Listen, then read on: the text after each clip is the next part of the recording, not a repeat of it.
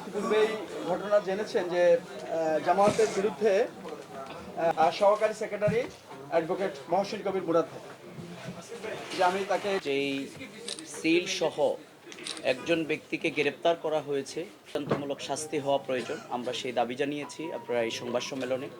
কিন্তু বাংলাদেশ জামাত ইসলামী কেন্দ্রীয় কর্ম পরিষদের সম্মানিত সদস্য জনাব ডক্টর মোহাম্মদ রেজা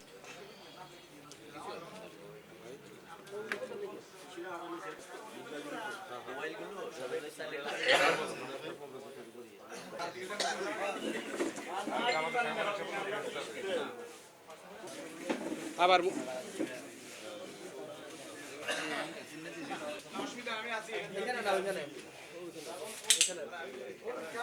আজকের লক্ষ্মীপুরের যেই সিল সহ ব্যক্তিকে গ্রেপ্তার করা হয়েছে সে কেউ সেই জামাতের কোনো ব্যক্তি নন।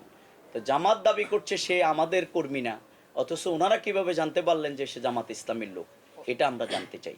আমরা এই ঘটনার তীব্র নিন্দা প্রতিবাদ জানাই এবং এই ঘটনার সাথে যে অথবা যারাই জড়িত তাদেরকে গ্রেপ্তার করে আইনের আওতায় নিয়ে আসা হয় এবং প্রকৃত তদন্ত করে প্রশাসনের পক্ষ থেকে যেন আসল ঘটনা জাতির সামনে তুলে ধরা হয়। কিন্তু জনাব শহীদুদ্দিন চৌধুরী আনি ভাই, তিনি আমরা আজকে দেখলাম যে তিনি আমাদের দলের নাম উল্লেখ করেছেন এবং আরও কিছু জিনিস তিনি সাথে যুক্ত করেছেন যেগুলো আমরা বিস্মিত হয়েছি। প্রথম ঘটনাটির ব্যাপারে আমাদের বক্তব্য খুবই পরিষ্কার। এই ঘটনার সাথে যে অথবা যারাই জড়িত থাকুক প্রশাসন তদন্ত করে বের করবে এবং এইরকম একটি ঘৃণিত ঘটনার আমরা তীব্র নিন্দা এবং প্রতিবাদ জানাই।